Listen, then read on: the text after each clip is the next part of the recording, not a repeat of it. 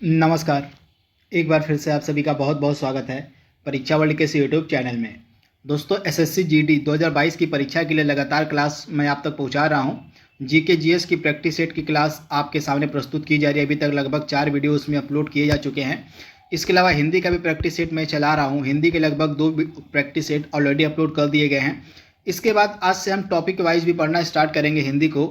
हिंदी के जो टॉपिक आपके सिलेबस में दिए गए हैं, जैसे यहाँ पे आप देख पा रहे हैं, ये सभी जो टॉपिक आपके दिए गए हैं, जैसे वर्तनी की सामान्य अशुद्धियाँ, शब्दों का बहुवचन, लिंग, मुहावरे, कहावतें और लोकोक्तियाँ, विलोमार्थी शब्द यानी कि विलोम शब्द, पर्यायवाची शब्द, संधि विच्छेद, क्रिया से भाववाचक संज्ञा बनाना, रचना और रचयिता। तो इन टॉपिक को भी हम आज से एक एक करके पढ़ना स्टार्ट करेंगे। सबसे पहला आज हमारा सामान्य हिंदी का टॉपिक है रहने वाला।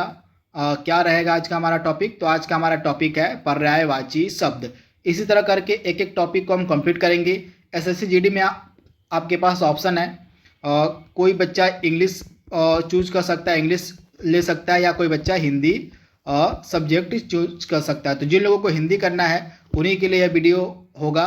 तो पूरी तरह से कंप्लीट हिंदी की तैयारी आपकी यहाँ पे करवाई जा रही है। 20 नंबर की हिंदी आपसे एग्जाम में पूछी जाएगी। तो यही सिलेबस आपका रहने वाला है एसएससी जीडी 2022 की परीक्षा में। तो टॉपिक वाइज भी आपकी हिंदी की क्लास चलेगी और इसके अलावा इसका प्रैक्टिस सेट भी हम ऑलरेडी चला रहे हैं। तो यह पहला हमारा टॉपिक आज का पर्यायवाची शब्दों का है। कैसा आपको वीडियो लगा, कमेंट बॉक्स में आप अपना सुझाव, अपनी प्रतिक्रिया जरूर दीजिएगा। तो चलिए वीडियो को स्टार्ट करते हैं। वीडियो थोड़ा सा लंबा हो सकता है क्योंकि बहुत सारे इंपॉर्टेंट पर्यायवाची शब्दों को हम यहाँ पे कवर करेंगे। इसके अलावा लास्ट में उनसे जुड़े इंपॉर्टेंट एमसीक्यूज को भी हम सॉल्व करेंगे। तो चलिए वीडियो को शुरू करते हैं। तो सबसे पहले देख लेते हैं पर्यायवाची शब्दों को। जो जो इंपॉर्टेंट पर्यायवाची शब्द मुझे आपके एग्जाम के लिए लगे उनको मैंने यहाँ पे सम्मिलित किया हुआ है। तो सबसे पहले अग्नि को देख लेते हैं। अग्नि का पर्यायवाची शब्द क्या क्या होता है?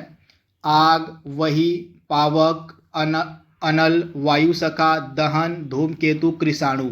ये इंपॉर्टेंट जो है पर्यायवाची शब्द किसके हैं? तो अग्नि के हैं। असुर का पर्यायवाची क्या होता है? दनुज हो जाएगा, दानव, दैत्य, राक्षस, यातुधान, निशिचर, निशाचर, रजनीचर। ये इंपॉर्टेंट पर्यायवाची किसका है? तो असुर का हो जाएगा। अनुपम का क्या हो जाएगा? अपूर्व, अनोखा, अद्भुत, अनूठा, अद्वितीय, अतुल। ये इंपॉर्टेंट पर्यायवाची किसका है? तो अनुपम का है। अमृत का क्या हो जाएगा? अमृत का पीयूष हो जाएगा, सुधा हो जाएगा, अमीय हो जाएगा, जीवनोदक हो जाएगा पर्यायवाची। अश्व का क्या हो जाएगा? वाजी हो जाएगा, हय हो जाएगा, घोटक हो जाएगा, घोड़ा हो जाएगा, सैंधव, तुरंग और तुरग। यहाँ पे तुरंग है और यह तुरग है, दोनों अलग अलग हैं। तो ये दोनों ही पर्यायवाची किसके हैं? तो अश्व के हैं। तो इसके बारे में आप याद रखिएगा। इसके बाद अगला इंपॉर्टेंट क्या है देख लेते हैं। आंख का पर्यायवाची देख लेते हैं क्या क्या होता है आंख का पर्यायवाची। आंख का नेत्र हो जाएगा, लोचन हो जाएगा, नयन हो जाएगा, चक्षु हो जाएगा। नेत्र, नयन, चक्षु। इसके बाद दृग हो जाएगा क्या हो जाएगा? तो इसके बाद दृग हो जाएगा, अक्षी हो जाएगा, अंबक हो जाएगा, दृष्टि हो जाएगा और विलोचन हो जाएगा। आकाश का क्या हो जाएगा? तो आकाश का व्योम हो जाएगा, गगन हो जाएगा, अब्र हो जाएगा, अंबर हो जाएगा, नभ हो जाएगा, अंतरिक्ष हो जाएगा, आसमान हो जाएगा, अनंत हो जाएगा। आम का क्या होता है? तो आम का आम्र हो जाएगा, चूत हो जाएगा, रसाल हो जाएगा, अमृत फल, सहकार, अति सौरभ। ये इंपॉर्टेंट पर्यायवाची किसके हैं? तो आम के हैं। आनंद का क्या हो जाएगा? तो आनंद का मोद हो जाएगा, प्रमोद हो जाएगा, हर्ष हो जाएगा, आमोद हो जाएगा, सुख हो जाएगा, प्रसन्नता हो जाएगा, उल्लास हो जाएगा। ये इंपॉर्टेंट पर्यायवाची आनंद के हैं। आश्रम का आपका क्या रहने वाला है पर्यायवाची? तो आश्रम का मठ हो जाएगा, विहार हो जाएगा, कुटी हो जाएगा, अस्तर हो जाएगा, अखाड़ा हो जाएगा, संघ हो जाएगा। ये इंपॉर्टेंट पर्यायवाची आपका आश्रम का है। इच्छा का आकांक्षा हो जाएगा, इप्सा हो जाएगा, अभिलाषा, चाह, कामना, मनोरथ, स्पृहा, ईहा और वांछा। ये इंपॉर्टेंट पर्यायवाची किसके हैं? तो इच्छा के हैं। दोस्तों, आपको देख के डर लग रहा होगा कि इतने सारे पर्यायवाची हमें कैसे याद होंगे। तो डरने की कोई भी बात नहीं है। रिवीजन जितना आप करेंगे उतनी सारी चीज़ें आपके दिमाग में बैठती जाएंगी। एक बार पढ़ने से ये पर्यायवाची शब्द आपके दिमाग में बैठने नहीं वाले हैं। बार बार इस वीडियो को अगर आप देखेंगे, बार बार अपना रिवीजन करेंगे, तभी ये सभी जो पर्यायवाची शब्द हैं आपके दिमाग में बैठे रहेंगे। तो किसी भी चीज़ को लंबे समय तक याद रखने का अपने दिमाग में एक सामान्य सा सिंपल सा तरीका होता है उसका रिवीजन करना। जो भी चीज़ें आपने पढ़ी उसको अगर आप रिवाइज करते रहेंगे एक अंतराल के बाद, तो वो सारी चीज़ें जो हैं आपके दिमाग में हमेशा के लिए बैठी रहती हैं। तो रिवीजन मस्ट है किसी भी एग्जाम को क्रैक करने के लिए। तो इस पर्यायवाची शब्द को देख के आप डरिएगा मत, बस वीडियो को 3 से 4 बार देखिएगा, जो पढ़ा आपने उसको रिवाइज करते रहिएगा, तो ये सारे पर्यायवाची शब्द आपके दिमाग में बैठे रहेंगे। अगला पर्यायवाची शब्द आपके सामने क्या है, गदहा का देख लेते हैं। गदहा का पर्यायवाची क्या होता है, तो खर हो जाएगा, खर, गर्दभ, धूसर, रासब, बेसर, चक्रीवान, वैशाख नंदन। ये इंपॉर्टेंट पर्यायवाची किसका है, तो गदहा का है। गेह का क्या हो जाएगा, गेह का घर हो जाएगा, निकेतन हो जाएगा, भवन हो जाएगा, सदन हो जाएगा, आगार हो जाएगा, आयतन हो जाएगा, आवास, निलय, धाम, गृह। ये जो है पर्यायवाची आपके गेह के हो जाएंगे। गंगा का हो जाएगा, जाह्नवी हो जाएगा, देव नदी, सूर सरित, भागीरथी, मंदाकिनी, देवपागा, ध्रुवनंदा। गणेश का यहाँ पे पर्यायवाची इंपॉर्टेंट है, लंबोदर, एक दंत, मूषक वाहन, गजवदन, गजानन, विनायक, गणपति, विघ्ननाशक, भवानी नंदन, महाकाय, विघ्नराज, मोदक प्रिय, मोददाता। तो ये इंपॉर्टेंट पर्यायवाची किसका है, तो गणेश का है। कुबेर का क्या हो जाएगा पर्यायवाची, कुबेर का पर्यायवाची आपका यक्षराज हो जाएगा, धनद हो जाएगा, धनाधिप हो जाएगा, राज हो जाएगा, किन्नरेश हो जाएगा। तो ये इंपॉर्टेंट पर्यायवाची किसका है, तो कुबेर का है। अगला इंपॉर्टेंट है इंद्र का। इंद्र का पर्यायवाची क्या होता है दोस्तों, तो इंद्र का यहाँ पे आप देख पा रहे हैं, सुरपति हो जाएगा, मघवा हो जाएगा, पुरंदर हो जाएगा, वासव हो जाएगा, महेंद्र हो जाएगा, देवराज हो जाएगा। तो ये इंपॉर्टेंट पर्यायवाची किसका है, तो इंद्र का है। तो इंद्र का पर्यायवाची बहुत बार एग्जाम में पूछा गया है, तो आप याद रखिएगा। कपड़ा का क्या हो जाएगा पर्यायवाची, तो कपड़ा का आपका वस्त्र हो जाएगा, पट हो जाएगा, वसन हो जाएगा, अंबर हो जाएगा, चीर हो जाएगा। ये इंपॉर्टेंट पर्यायवाची आपका कपड़ा का है। कमल का हो जाएगा, सरोज, जलज, अब्ज, पंकज, अरविंद, पद्म, कंज, शतदल, अंबुज, सरसिज, नलिन, ताम्रस। इसके बाद किरण का क्या हो जाएगा आपका पर्यायवाची, मरीचि हो जाएगा, मयूख हो जाएगा, अंशु हो जाएगा, कर हो जाएगा, रश्मि हो जाएगा, प्रभा हो जाएगा, अर्ची हो जाएगा, गो हो जाएगा। ये इंपॉर्टेंट पर्यायवाची किसका है, तो किरण का है। इसके बाद स्त्री का पर्यायवाची क्या हो जाएगा, नारी, वनिता, महिला, कांता, रमणी। ये इंपॉर्टेंट पर्यायवाची किसका है, तो स्त्री का है। सुंदर का क्या हो जाएगा, तो सुंदर का पर्यायवाची आपका हो जाएगा रुचिर, चारु, रम्य, सुहावना, मनोहर, रमणीक, ललित। ये किसका पर्यायवाची है, तो ये जो है सुंदर का इंपॉर्टेंट पर्यायवाची है, आपको याद रखना है इसको।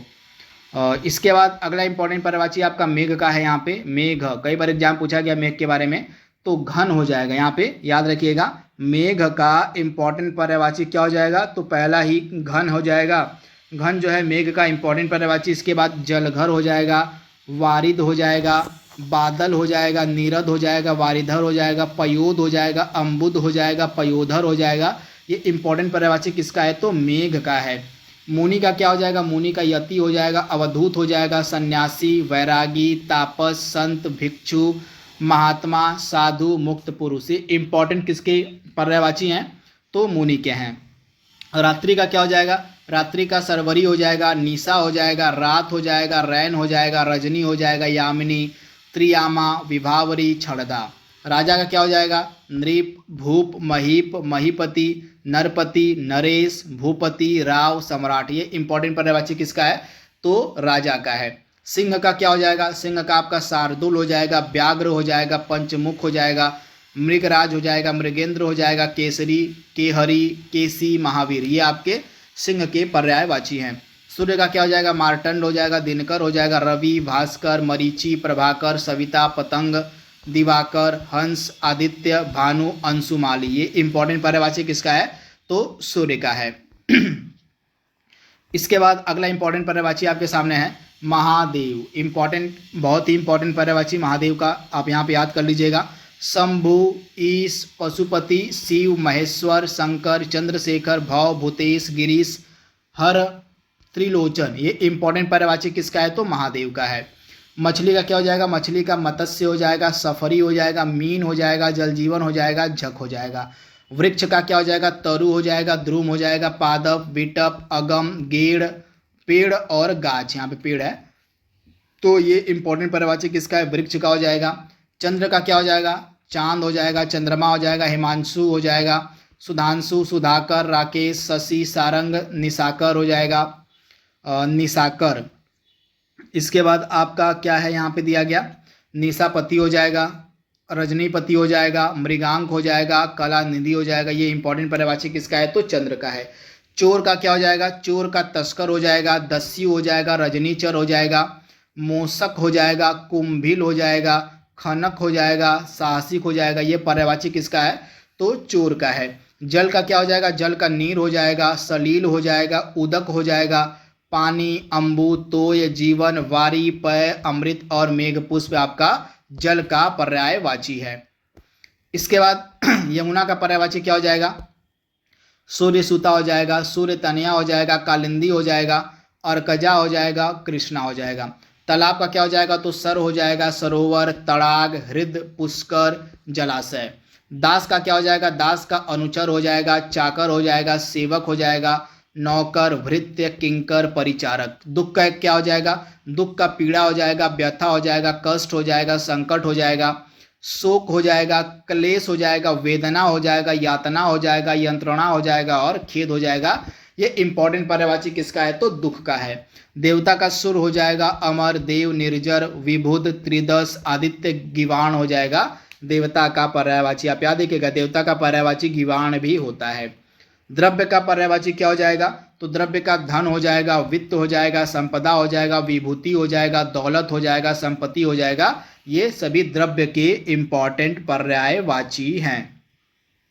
इसके बाद नदी का क्या होगा, नदी का पर्यायवाची देख लेते हैं। तो नदी का जो आपका पर्यायवाची है, सरिता हो जाएगा, टटनी हो जाएगा, आपगा हो जाएगा, निम्नगा हो जाएगा, निर्झरणी हो जाएगा, तरंगिणी हो जाएगा नदी का पर्यायवाची। नौका का क्या हो जाएगा, तो नाव हो जाएगा, तरिणी हो जाएगा, जलयान हो जाएगा, जलपात्र हो जाएगा, तरी हो जाएगा, बेड़ा हो जाएगा, डोंगी हो जाएगा, पतंग हो जाएगा। ये सभी आपके नौका के पर्यायवाची हैं। पत्नी का क्या हो जाएगा, तो पत्नी का पर्यायवाची आपका भार्या हो जाएगा, दारा हो जाएगा, गृहिणी हो जाएगा, बहू हो जाएगा, वधू हो जाएगा, कलत्र हो जाएगा और प्राण प्रिया हो जाएगा पत्नी का पर्यायवाची।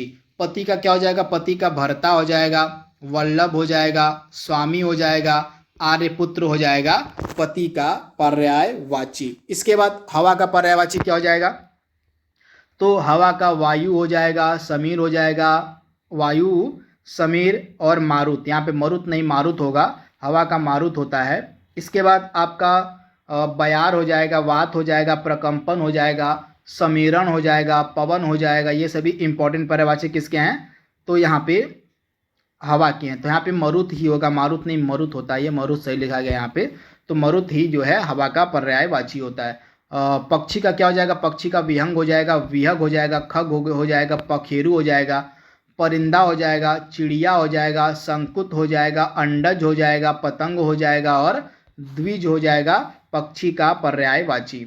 इसके बाद अगला पर्यायवाची क्या है, पर्वत का। पर्वत का पर्यायवाची देख लेते हैं यहाँ पे। तो भूधर हो जाएगा, भूधर पर्वत का पर्यायवाची है। शैल हो जाएगा, अचल महिधर हो जाएगा, गिरी हो जाएगा, नग हो जाएगा, भूमिधर हो जाएगा, तुंग हो जाएगा, पहाड़ हो जाएगा। ये इंपॉर्टेंट पर्यायवाची किसके हैं, तो पर्वत के हैं। पंडित का क्या हो जाएगा, पंडित का सुधी हो जाएगा, विद्वान हो जाएगा, कोविद हो जाएगा। पंडित का जो है कोविद भी पर्यायवाची होता है। बुद्ध हो जाएगा, धीर हो जाएगा, मनीषी हो जाएगा, प्राज्ञ हो जाएगा और विचक्षण, विचक्षण ये भी पंडित का पर्यायवाची है। पुत्र का तनय हो जाएगा, सूत हो जाएगा, बेटा हो जाएगा, लड़का हो जाएगा, आत्मज हो जाएगा, तनुज हो जाएगा। पुत्री का तनया हो जाएगा, सुता हो जाएगा, बेटी हो जाएगा, आत्मजा हो जाएगा, दुहिता हो जाएगा, नंदिनी हो जाएगा और तनुजा हो जाएगा। इसके बाद पृथ्वी का पर्यायवाची क्या होता है, इंपॉर्टेंट है। भू हो जाएगा, ईला हो जाएगा, भूमि, धरा, उर्वी, धरती, धरित्री, धरणी, वसुधा, वसुंधरा। ये आपके पृथ्वी के पर्यायवाची हैं। पुष्प का क्या हो जाएगा, तो पुष्प का फूल हो जाएगा, सुमन हो जाएगा, कुसुम हो जाएगा और प्रसून हो जाएगा पुष्प का पर्यायवाची। तो ये चीज आपको याद रखनी है, पुष्प का पर्यायवाची क्या होगा, फूल हो जाएगा, सुमन हो जाएगा, कुसुम हो जाएगा और प्रसून हो जाएगा। इसके बाद बाण का पर्यायवाची क्या होगा, बाण का, तो बाण का तीर हो जाएगा, सर हो जाएगा, विसिक हो जाएगा, आशुग हो जाएगा, सीली मुख हो जाएगा, नाराज हो जाएगा बाण का पर्यायवाची। बिजली का चंचला, चपला, विद्युत, सौदामिनी, दामिनी, तड़ित, बिजुरी, क्षण प्रभा। ये आपके बिजली के पर्यायवाची हैं। ब्रह्मा का क्या हो जाएगा, ब्रह्मा का आत्मभू हो जाएगा, स्वयंभू हो जाएगा, चतुरारण हो जाएगा, पितामह हो जाएगा, हिरण्यगर्भ हो जाएगा, लोकेश हो जाएगा, विधि हो जाएगा, विधाता हो जाएगा। ये सभी आपके ब्रह्मा के पर्यायवाची हैं।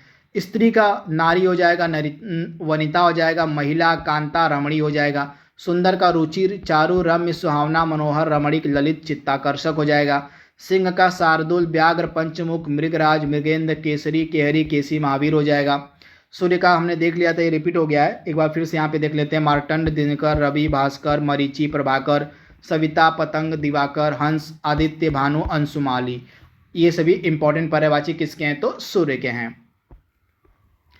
तो इस प्रकार से यहाँ पे कुछ और इंपॉर्टेंट पर्यायवाची आपके बचे हैं। मेघ का देख लेते हैं, मेघ का तो हो गया था, रिपीट यहाँ पे हो गया है, इसको छोड़ते हैं यहाँ पे।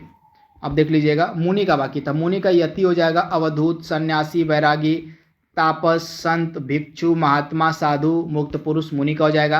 रात्रि का सरवरी, निशान, रात, रैन, रजनी, यामिनी, त्रियामा, विभावरी, क्षणदा हो जाएगा।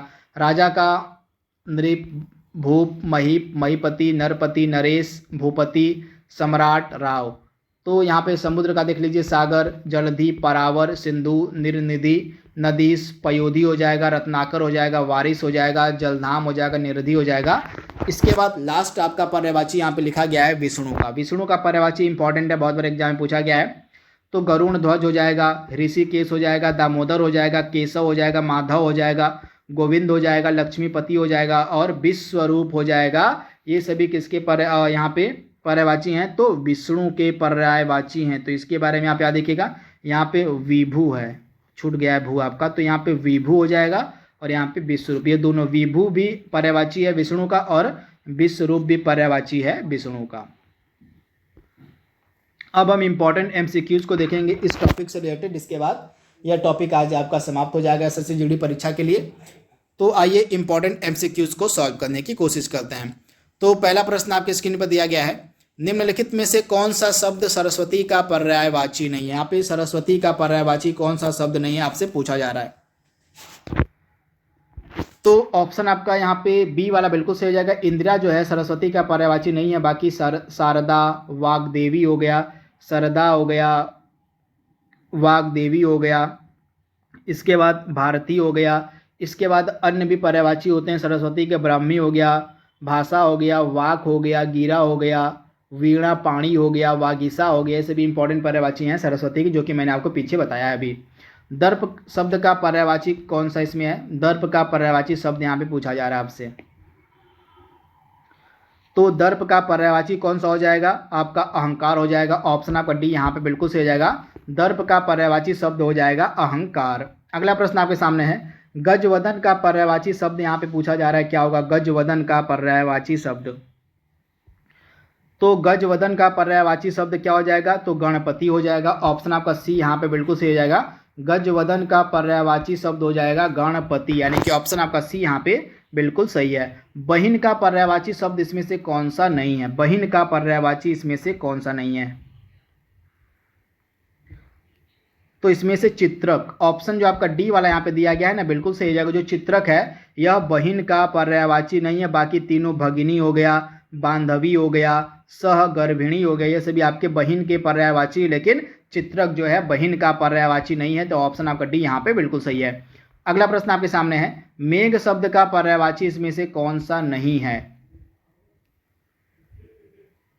तो इसमें से मेघ का पर्यायवाची कौन सा नहीं है, तो अंबर। अंबर जो है यह मेघ का पर्यायवाची नहीं है। बाकी तीनों आपके मेघ के पर्यायवाची हो जाएंगे। तो आप याद रखिएगा, तो अंबर जो है किसका पर्यायवाची है, तो अंबर जो है आपका कपड़ा का पर्यायवाची होता है। एक चीज भी आप याद रखिएगा, अंबर जो है कपड़ा का पर्यायवाची होता है। बाकी पयोद, वारिद, अम्बुद, ये तीनों जो है मेघ के पर्यायवाची हैं। निम्नलिखित में से पेड़ का पर्यायवाची इसमें से कौन सा नहीं है, पेड़ का पर्यायवाची इसमें से कौन सा नहीं है, तो अम्बुद। मैंने आपको अभी बताया, ऊपर आप देख पा रहे होंगे, अम्बुद जो है मेघ का पर्यायवाची है, न कि पेड़ का। तो यहाँ पे ऑप्शन आपका बी सही हो जाएगा। अम्बुद जो है पेड़ का पर्यायवाची नहीं है। बाकी तीनों दरख्त हो गया, रुख हो गया, द्रुम हो गया, ये सभी पेड़ के पर्यायवाची हैं। अगला प्रश्न आपके सामने, विष्णु का पर्यायवाची इसमें से कौन सा नहीं है, विष्णु का, तो उर्मी। आप याद देखिएगा, उर्मी जो है विष्णु का पर्यायवाची नहीं है, यानी कि ऑप्शन आपका डी यहाँ पे बिल्कुल सही हो जाएगा। बाकी तीनों जो है विष्णु के पर्यायवाची होते हैं। इसके बाद भ्रमर के लिए पर्यायवाची क्या हो जाएगा? भ्रमर के लिए पर्यायवाची, तो भ्रमर के लिए भृंग हो जाएगा, यानी कि ऑप्शन आपका जो ए है यहाँ पे बिल्कुल सही हो जाएगा। भ्रमर के लिए जो पर्यायवाची वो क्या हो जाएगा? तो भ्रमर के लिए पर्यायवाची भृंग हो जाएगा। अगला प्रश्न आपके सामने है, अतिथि के का पर्यायवाची शब्द यहाँ पे पूछा जा रहा है, क्या होगा? अतिथि का पर्यायवाची शब्द यहाँ पे क्या हो जाएगा? तो राइट आंसर आपका क्या हो जाएगा? अभ्यागत। ऑप्शन आपका ए यहाँ पे बिल्कुल सही हो जाएगा। अभ्यागत जो है अतिथि के लिए पर्यायवाची शब्द हो जाएगा। यमुना के लिए पर्यायवाची शब्द इसमें से कौन सा नहीं है? यमुना का इसमें से कौन सा पर्यायवाची शब्द नहीं है? तो दुहासन, आप याद देखिएगा, जो दुहासन है यह यमुना का पर्यायवाची नहीं है, बाकी तीनों हैं। तो आप याद देखिएगा, यहाँ पे यमुना की हम बात कर रहे हैं। तो चलिए कमेंट बॉक्स में बताइएगा, मैंने आपको अभी पढ़ाया इसके बारे में, यमुना का पर्यायवाची मैंने पीछे आपको पढ़ाया है। आप कमेंट बॉक्स में बताइएगा कि यमुना का कौन कौन सा पर्यायवाची शब्द होता है। अगला प्रश्न आपकी स्क्रीन पर है, मोर का पर्यायवाची शब्द इसमें से कौन सा नहीं है? मोर का, तो कनक, कनक जो है मोर का पर्यायवाची शब्द नहीं है। आप याद रखिएगा, कनक जो है मोर का पर्यायवाची शब्द नहीं है। तो ऑप्शन आपका सी यहाँ पे बिल्कुल सही हो जाएगा। कपड़ा के लिए पर्यायवाची शब्द इसमें से कौन सा होगा? कपड़ा का कौन सा पर्यायवाची शब्द है? तो कपड़ा का पर्यायवाची शब्द हो जाएगा अंबर। अंबर जो है इसमें से कपड़ा का पर्यायवाची शब्द जो है। तो आप याद रखिएगा, कपड़ा का जो पर्यायवाची शब्द है इसमें से अंबर हो जाएगा। तो ऑप्शन आपका ए यहाँ पे बिल्कुल सही हो जाएगा। अगला प्रश्न आपके सामने है, मछली का पर्यायवाची शब्द इसमें से कौन सा नहीं है? मछली का, तो मछली का पर्यायवाची शब्द इसमें से कौन सा नहीं है? तो अंबर जो है आपका ऑप्शन सी वाला जो है मछली का पर्यायवाची नहीं है। तो ऑप्शन आपका सी यहाँ पे बिल्कुल सही हो जाएगा। सोना के लिए पर्यायवाची शब्द इसमें से कौन सा नहीं है? सोना का पर्यायवाची शब्द कौन सा नहीं है?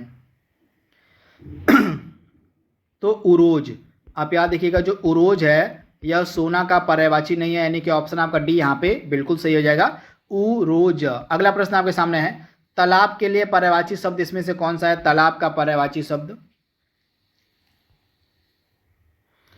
तो तालाब का पर्यायवाची शब्द कौन सा है इसमें से?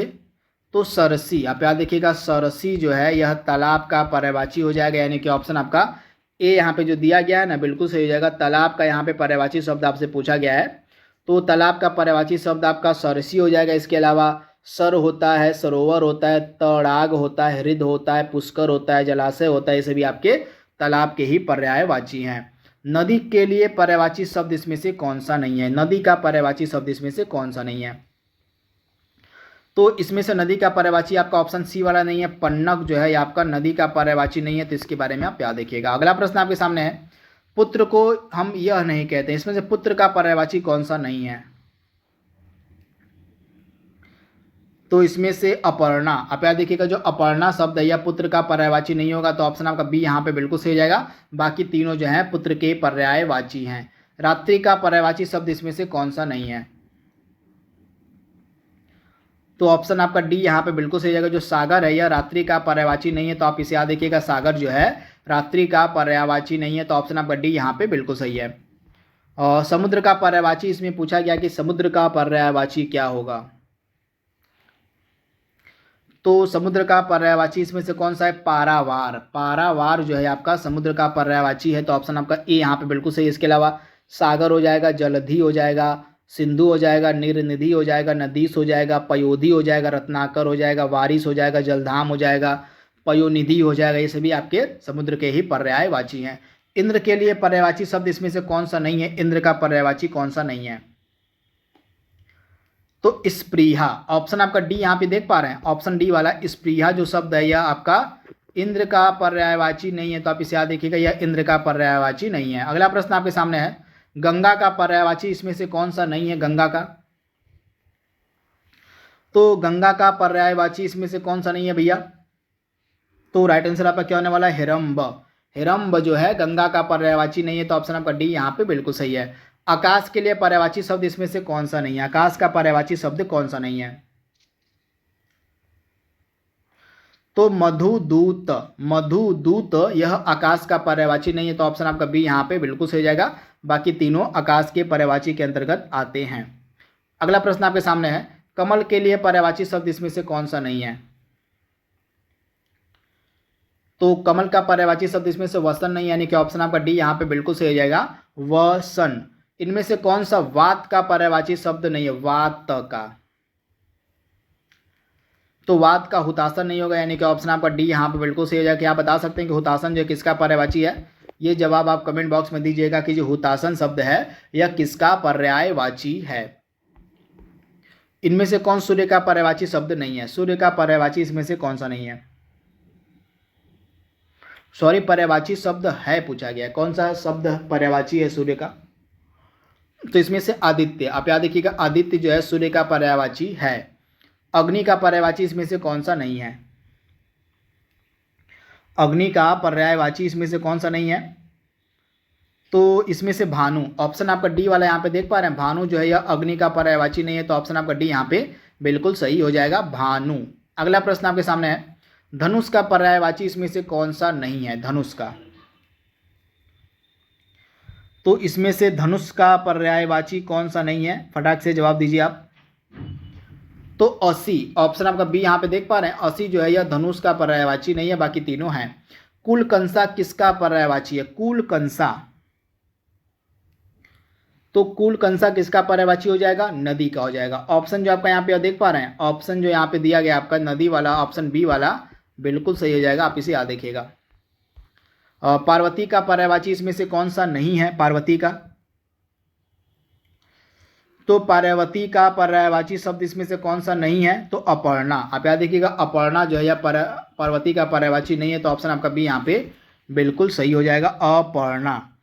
चंद्रहास का पर्यायवाची शब्द इसमें से कौन सा है? तो चंद्रहास का पर्यायवाची शब्द इसमें से कौन सा है? तो तलवार, ऑप्शन आपका बी यहाँ पे देख पा रहे हैं, ऑप्शन बी तलवार जो है यह चंद्रहास का पर्यायवाची शब्द है, तो ऑप्शन बी आपका बिल्कुल सही हो जाएगा। तो दोस्तों इस प्रकार से जो भी इम्पॉर्टेंट मुझे लगे एसएससी जीडी 2022 की परीक्षा के लिए पर्यायवाची शब्द, उनको मैंने आपके सामने प्रस्तुत कर दिया है। यह टॉपिक वाइज हिंदी के वीडियो का पहला पार्ट था, पर्यायवाची शब्द। वीडियो कैसा लगा कमेंट बॉक्स में आप हमें जरूर बताइएगा। तो आज के लिए बस इतना ही, धन्यवाद, नमस्कार। एक बार फिर से आप सभी का बहुत बहुत स्वागत है परीक्षा वर्ल्ड के इस यूट्यूब चैनल में। दोस्तों एसएससी जीडी 2022 की परीक्षा के लिए सामान्य हिंदी की जो लगातार क्लास में चला रहा हूँ, और प्रैक्टिस सेट की क्लास और टॉपिक वाइज की जो क्लास है वो लगातार मैं आपके सामने प्रस्तुत कर रहा हूँ। तो इसी क्रम में पहला टॉपिक मैंने कंप्लीट करवा दिया था एसएससी जीडी के लिए। पहले टॉपिक में हमने देखा था इम्पॉर्टेंट पर्यायवाची शब्दों को। तो सेकेंड आज का जो टॉपिक इसमें हम कवर करने वाले हैं इम्पॉर्टेंट मुहावरे और लोकोक्तियों को। इसके प्लेलिस्ट भी मैंने बना दी है। उस प्लेलिस्ट में जितने भी इम्पॉर्टेंट मैं हिंदी के वीडियो अपलोड करूँगा, सभी वीडियो आपको एक ही प्लेलिस्ट में मिल जाएंगे। तो उस प्लेलिस्ट को आपको डेली बेसिस पर फॉलो करते रहना। तो चलिए वीडियो को स्टार्ट करते हैं। पहला प्रश्न आपके स्क्रीन पर है, कांट की हांडी बार बार नहीं चढ़ती। इसका मीनिंग बताना है आपको, इसका अर्थ बताना है कि क्या होगा। कांट की हांडी बार बार नहीं चढ़ती, तो राइट आंसर इसका क्या होने वाला है? छल कपट का व्यवहार हमेशा नहीं चलता, यानी कि ऑप्शन आपका जो बी यहाँ पे दिया गया है बिल्कुल सही हो जाएगा। छल कपट का व्यवहार हमेशा नहीं चलता, इसका सही अर्थ होता है। अगला प्रश्न आपके सामने है, जूते चाटना, इसका सही अर्थ क्या होगा? तो जूते चाटना इसका सही अर्थ हो जाएगा खुशामद करना, यानी कि ऑप्शन जो आपका यहाँ पे डी है बिल्कुल सही हो जाएगा। जूते चाटना का सही अर्थ, सही मीनिंग क्या हो जाएगा? खुशामद करना, यानी कि ऑप्शन आपका डी यहाँ पे बिल्कुल सही हो जाएगा। अगला प्रश्न आपके स्क्रीन पर दिया गया है, खिसियानी बिल्ली खंभा नोचे, इसका मीनिंग आपको बताना है क्या होगा। खिसियानी बिल्ली खंभा नोचे, तो राइट आंसर क्या होने वाला इसका? अपनी शर्म छिपाने के लिए व्यर्थ में झुंझलाना। क्या हो जाएगा? अपनी शर्म छिपाने के लिए व्यर्थ झुंझलाना, यानी कि ऑप्शन आपका सी यहाँ पे बिल्कुल सही हो जाएगा। इसके बाद अगला प्रश्न दिया गया आपके सामने, ऊंट के मुंह में जीरा। ऊंट के मुंह में जीरा, इस मुहावरे का सही मतलब आपको बताना है क्या होगा। तो ऊंट के मुंह में जीरा, इस मुहावरे का सही अर्थ क्या होने वाला है साथियों? तो राइट आंसर इसका होने वाला है बहुत अधिक खाने वाले को बहुत कम देना। राइट आंसर क्या हो जाएगा? बहुत अधिक खाने वाले को बहुत कम देना, यानी कि ऑप्शन आपका ए वाला यहाँ पे बिल्कुल सही हो जाएगा। दोस्तों यह जो टॉपिक आपका है आपके एसएससी जीडी की परीक्षा में पूछा जाएगा। सामान्य हिंदी जो लोग लेंगे उनके लिए यह टॉपिक काफ़ी महत्वपूर्ण है। 1 से 2 प्रश्न या 2 से 3 प्रश्न भी आपके एग्जाम में पूछे जा सकते हैं मुहावरे और लोकोक्तियों से। तो जो भी आज मैं मुहावरे और लोकोक्तियाँ आपको पढ़ाऊंगा इनको कम से कम आपको याद कर ही लेना है। इसके बाद अगला प्रश्न आपकी स्क्रीन पर दिया गया है। अंधेर नगरी का यहाँ पे अर्थ पूछा जा रहा है कि अंधेर नगरी का मीनिंग क्या होगा, अर्थ क्या होगा। तो अंधेर नगरी का मतलब क्या होता है, अन्याय की जगह। आप याद देखिएगा, अंधेर नगरी का मतलब होता है अन्याय की जगह, यानी कि ऑप्शन आपका सी यहाँ पे बिल्कुल सही हो जाएगा। अंधे को दीपक दिखाना, इस मुहावरे का सही अर्थ आपको बताना है क्या होगा। अंधे को दीपक दिखाना, तो राइट आंसर क्या हो जाएगा, ना समझ को उपदेश देना, यानी कि ऑप्शन आपका बी यहाँ पे बिल्कुल सही हो जाएगा। अंधे को दीपक दिखाना, इस मुहावरे का अर्थ क्या हो जाएगा, ना समझ को उपदेश देना। तो ऑप्शन बी आपका बिल्कुल सही है, इस मुहावरे का मीनिंग सही हो क्या हो जाएगा, ना समझ को उपदेश देना। अगला प्रश्न आपके स्क्रीन पर दिया गया है। अंडे का शहजादा, अंडे का शहजादा, इसका मीनिंग आपको बताना है क्या होगा। तो राइट आंसर क्या हो जाएगा, अंडे का शहजादा। तो ऑप्शन जो आपका यहाँ पे डी वाला है, ऑप्शन जो आपका बी वाला यहाँ पे सॉरी यहाँ पे सी वाला ना, अनुभवहीन वाला, ऑप्शन आपका सी यहाँ पे बिल्कुल सही हो जाएगा। अनुभवहीन व्यक्ति, जो व्यक्ति अनुभवहीन होता है उसके लिए किसका प्रयोग, किस मुहावरे का प्रयोग हम करते हैं, तो अंडे का शहजादा। तो आप इसे याद रखिएगा, ऑप्शन आपका सी यहाँ पे बिल्कुल सही है। आसमान फट जाना, इस मुहावरे का सही अर्थ क्या होगा, आसमान फट जाना।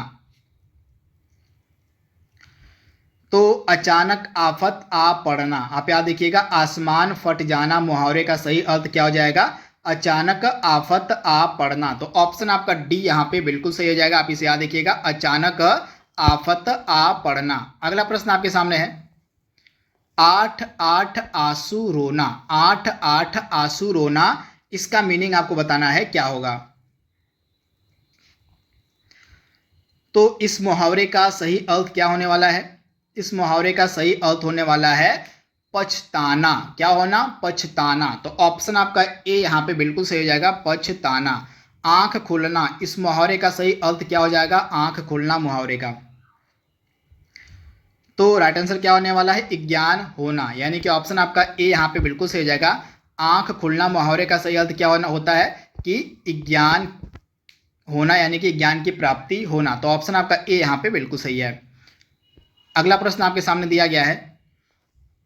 अंग अंग फूले न समाना, इस मुहावरे का मीनिंग आपको बताना है क्या होगा, अंग अंग फूले न समाना। तो राइट आंसर क्या होने वाला है इसका, बहुत आनंदित होना।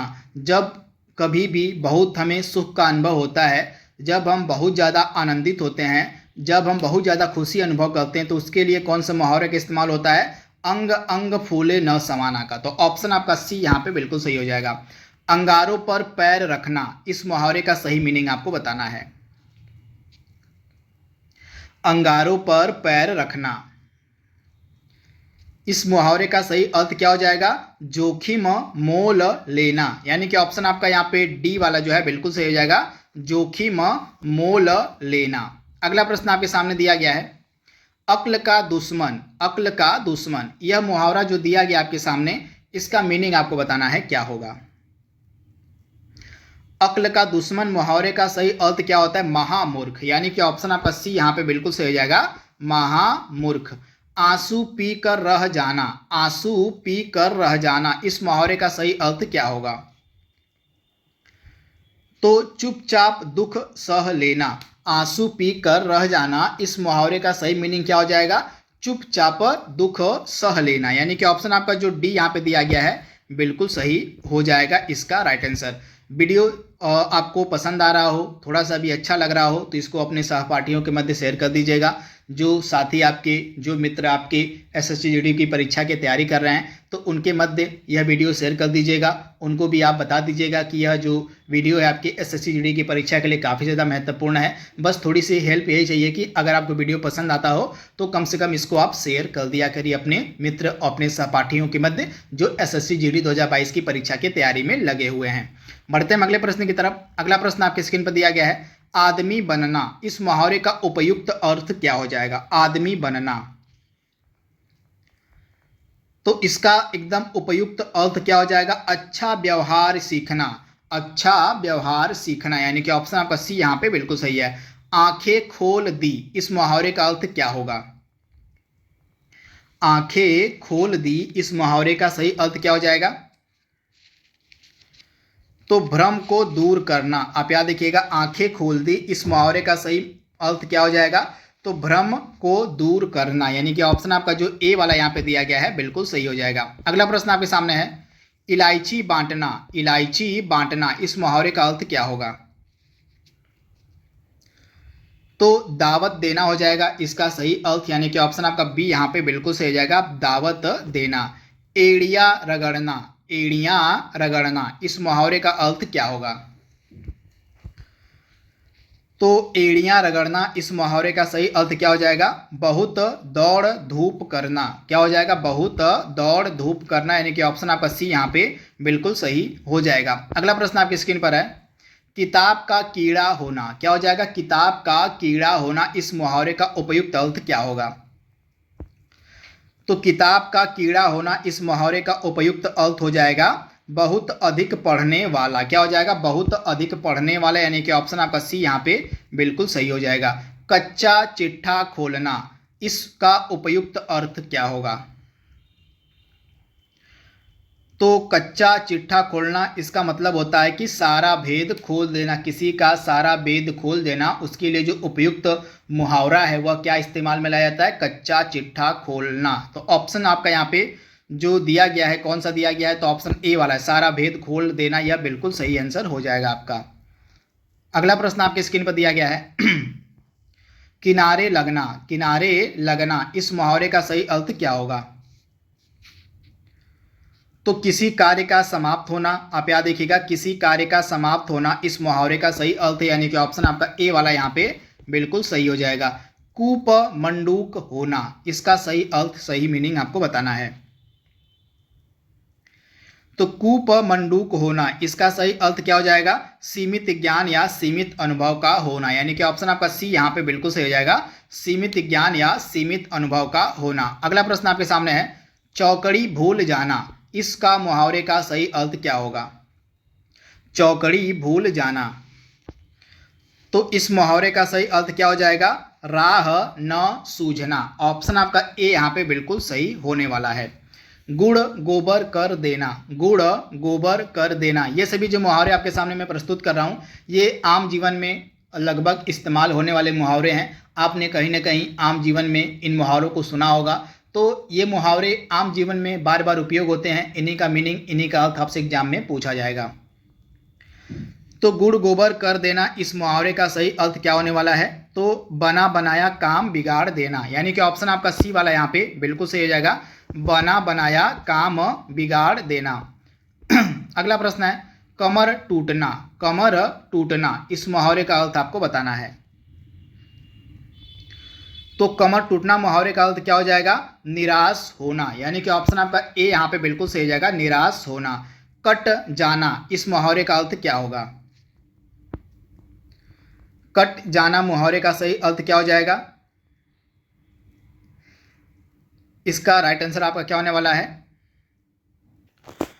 शर्मिंदा होना, यानी कि ऑप्शन आपका ए यहाँ पे बिल्कुल सही हो जाएगा, कट जाना मुहावरे का सही अर्थ होता है शर्मिंदा होना। अगला प्रश्न है, खाला का घर, खाला का घर, इस मुहावरे का सही अर्थ आपको बताना है। खाला का घर मतलब आसान काम हो जाएगा, इसका सही अर्थ ऑप्शन आपका ए यहाँ पे बिल्कुल सही हो जाएगा, आसान काम। गुलर का फूल, इस मुहावरे का सही अर्थ क्या होने वाला है? गुलर का फूल, गुलर का फूल मतलब होता है कोई भी दुर्लभ वस्तु, दुर्लभ वस्तु के लिए जो है गुलर का फूल मुहावरा जो है प्रयोग में हम लाते हैं। तो ऑप्शन आपका सी यहाँ पे बिल्कुल सही हो जाएगा। अगला प्रश्न आपकी स्क्रीन पर है, गांठ का पूरा, इस मुहावरे का मीनिंग आपको बताना है क्या होगा? गांठ का पूरा, तो सही आंसर क्या होने वाला है? मालदार, यानी कि ऑप्शन आपका डी यहाँ पे बिल्कुल सही हो जाएगा, मालदार। जबान पर लगाम ना होना, इस मुहावरे का सही अर्थ क्या होगा? जबान पर लगाम न होना, तो अनावश्यक रूप से स्पष्टवादी होना। आप याद देखिएगा, अनावश्यक रूप से स्पष्टवादी होना, यानी कि ऑप्शन आपका यहाँ पे बी जो है बिल्कुल सही हो जाएगा। आप इसे याद रखिएगा, इंपॉर्टेंट चीज़ मैंने आपको बताई है। अगला प्रश्न आपकी स्क्रीन पर दिया गया है, इस विद्यालय में दाखिल मिलना टेढ़ी खीर है। तो इसमें जो रेखांकित मुहावरा है उसका सही अर्थ आपको बताना, टेढ़ी खीर का मुहावरा का अर्थ। तो टेढ़ी खीर, इस मुहावरे का अर्थ क्या हो जाएगा? कठिन कार्य होना, यानी कि ऑप्शन आपका ए यहाँ पे बिल्कुल सही जाएगा, कठिन कार्य होना। डपोर शंख, इस मुहावरे का अर्थ क्या हो जाएगा? डपोर शंख। तो डपोर शंख मुहावरे का सही अर्थ होने वाला है बे सिर पैर की बातें करने वाला, यानी कि ऑप्शन आपका डी यहाँ पे बिल्कुल सही हो जाएगा, बे सिर पैर की बातें करने वाला, यानी कि ऑप्शन आपका डी यहाँ पे 100% सही हो जाएगा। अगला इंपॉर्टेंट प्रश्न आपके सामने है, तीन लोक से न्यारी मथुरा, तीन लोक से मथुरा न्यारी, इसका सही अर्थ क्या होगा? तीन लोक से मथुरा न्यारी, इसका सही अर्थ होने वाला है सबसे निराला। आप याद देखिएगा, सबसे निराला, यानी कि ऑप्शन आपका जो है बी बिल्कुल सही हो जाएगा, सबसे अलग या सबसे निराला आप कह सकते हैं। दिनों का फिर जाना, दिनों का फिर जाना, इस मुहावरे का अर्थ क्या होगा? भाग्य का चक्कर। यहाँ पे दिनों का फिर जाना नहीं, दिनों का फेर जाना होता है, दिनों का फेर जाना। तो इस मुहावरे का सही अर्थ क्या होने वाला है? भाग्य का चक्कर, यानी कि ऑप्शन आपका यहाँ पे जो सी वाला दिया गया है बिल्कुल सही हो जाएगा, आप इसे याद रख सकते हैं। अगला प्रश्न आपके सामने है, द्रौपदी का चीर, इसका अर्थ क्या होगा? तो राइट आंसर आपका क्या होने वाला है? कभी न समाप्त होना। आप याद देखिएगा, द्रौपदी का चीर का मीनिंग हो जाएगा कभी न समाप्त होना, यानी कि ऑप्शन आपका जो यहाँ पे सी वाला है बिल्कुल सही हो जाएगा। दांत काटी रोटी, आप याद देखिएगा, दांत काटी रोटी, इसका मीनिंग आपको बताना है क्या होगा? तो इसका मीनिंग हो जाएगा गहरी दोस्ती, यानी कि ऑप्शन आपका ए यहाँ पे बिल्कुल सही हो जाएगा, गहरी दोस्ती। अगला इंपॉर्टेंट मुहावरा आपके सामने दिया गया है, आजकल के बच्चे माता पिता की आंखों में धूल झोंकने में कुशल हैं, इसका मुहावरे का अर्थ आपको बताना है क्या होगा? धूल झोंकने में मतलब आंखों में धूल झोंकना, इसका अर्थ आपको बताना है। तो राइट आंसर क्या होने वाला है? धोखा देना, यानी कि ऑप्शन आपका ए यहाँ पे बिल्कुल सही हो जाएगा, धोखा देना। पानी पीकर जात पूछना, इसका मीनिंग आपको बताना है क्या होगा? तो पानी पीकर जात पूछना, इसका मीनिंग हो जाएगा काम निकलने के बाद सोचना। क्या हो जाएगा? काम निकलने के बाद सोचना, यानी कि ऑप्शन आपका यहाँ पे जो डी है बिल्कुल सही हो जाएगा। अगला इंपॉर्टेंट मुहावरा आपके सामने है, स्वावलंबी होना के लिए कौन सा मुहावरा इस्तेमाल में लाया जाएगा? स्वावलंबी होना के लिए कौन सा मुहावरा इस्तेमाल में लाया जाएगा? तो पैरों पर खड़ा होना, पैरों पर खड़ा होना जो मुहावरा है ना, इसका मीनिंग होता है कि स्वावलंबी होना, आप इसे याद रख सकते हैं। बछिया का ताऊ, इसका मीनिंग क्या होगा? बछिया का ताऊ। तो इसका मीनिंग हो जाएगा अत्यधिक मूर्ख व्यक्ति। आप याद देखिएगा, अत्यधिक मूर्ख व्यक्ति, यानी कि ऑप्शन आपका सी यहाँ पे बिल्कुल सही हो जाएगा। मुंह का खाना, मुहावरे का सही अर्थ क्या होगा? मुंह का खाना। तो मुंह की खाना, इसका सही अर्थ क्या होने वाला है? हार जाना, यानी कि ऑप्शन आपका ए यहाँ पे बिल्कुल सही हो जाएगा, हार जाना। मूंग की दाल खाने वाला, आप याद देखिएगा, मूंग की दाल खाने वाला मुहावरे का अर्थ क्या होगा? तो मूंग की दाल खाने वाला मुहावरे का सही अर्थ हो जाएगा कमजोर। क्या हो जाएगा? कमजोर। कमजोर के लिए जो है मुहावरा कौन सा इस्तेमाल किया जाता है? मूंग की दाल खाने वाला। अगला इंपॉर्टेंट प्रश्न आपके सामने है, माथे पर बल पड़ना, ये रेखांकित मुहावरा देख पा रहे हैं आप, माथे पर बल पड़ना, इसका मीनिंग आपको बताना है क्या होगा? तो इसका मीनिंग क्या होने वाला है माथे पर बल पड़ना का? तो राइट आंसर आपका क्या हो जाएगा? असंतोष प्रकट करना। क्या हो जाएगा? असंतोष प्रकट करना। लक्सर में ऊंट बदनाम, लक्सर में ऊंट बदनाम, इसका मीनिंग आपको बताना है क्या होगा? दोष किसी का पर नाम किसी और का, इसका सही अर्थ होता है दोष किसी का पर नाम किसी और का देना, यानी कि ऑप्शन आपका डी यहाँ पे 100% सही जवाब हो जाएगा। वचन से फिरना, वचन से फिरना, इस मुहावरे का सही मतलब इसके लिए उचित मुहावरा आपको बताना है कि क्या इस्तेमाल में लाया जाएगा। तो वचन से फिरना, इस मुहावरे इसके लिए कौन सा मुहावरा सही हो जाएगा? तो इसके लिए सही मुहावरा हो जाएगा थूक कर चाटना। थूक कर चाटना जो मुहावरा होता है ना, इसका सही अर्थ हो जाता है वचन से फिरना। तो ये चीज़ आप याद रखिएगा। सावधान करना, सावधान करना के अर्थ के लिए कौन सा मुहावरा प्रयोग में लाया जाएगा? तो इसके लिए कौन सा मुहावरा सही होगा? सावधान करना का हो जाएगा कान खोलना। क्या हो जाएगा? कान खोलना, यानी कि ऑप्शन आपका बी यहाँ पे बिल्कुल सही हो जाएगा। कान खोलना का सही अर्थ क्या होता है? सावधान करना। तो कान खोलना आपका मुहावरा है और इसका मीनिंग हो जाएगा सावधान करना। सिर पर पांव रखकर भागना, सिर पर पांव रखकर भागना, इसका अर्थ, इसका मीनिंग आपको बताना है। तो इसका अर्थ हो जाएगा तुरंत भाग जाना, यानी कि ऑप्शन आपका बी यहाँ पे जो है बिल्कुल सही हो जाएगा। तुरंत भाग जाना, यानी कि ऑप्शन आपका बी यहाँ पे बिल्कुल सही है। शोक करना के लिए मुहावरा क्या प्रयोग में लाया जाएगा? शोक करना। तो राइट आंसर क्या हो जाएगा? सिर पीटना, यानी कि ऑप्शन आपका सी यहाँ पे बिल्कुल सही हो जाएगा। ये आपके सामने जो मुहावरा दिया गया है शोक करना, इसके लिए जो सही अर्थ है वो हो जाएगा सिर पीटना। तो आप इसे याद रखिएगा, ऑप्शन सी आपका बिल्कुल सही है। शैतान की आंत, इस मुहावरे का उपयुक्त अर्थ आपको बताना है क्या होगा? शैतान की आंत, तो बहुत लंबी वस्तु, बहुत लंबी वस्तु के लिए जो मुहावरा है वह प्रयोग में लाया जाता है शैतान की आंख, यानी कि ऑप्शन आपका जो यहाँ पे बी वाला दिया गया है बिल्कुल सही हो जाएगा, बहुत लंबी वस्तु। शहद लगाकर चाटना, शहद लगाकर चाटना, इसका अर्थ क्या हो जाएगा? तो किसी चीज को व्यर्थ लेकर बैठे रहना। आप याद देखिएगा, किसी चीज को व्यर्थ लेकर बैठे रहना, यानी कि ऑप्शन आपका ए यहाँ पे बिल्कुल सही हो जाएगा। एक आंख न भाना, इस मुहावरे का सही अर्थ क्या होगा? एक आंख न भाना।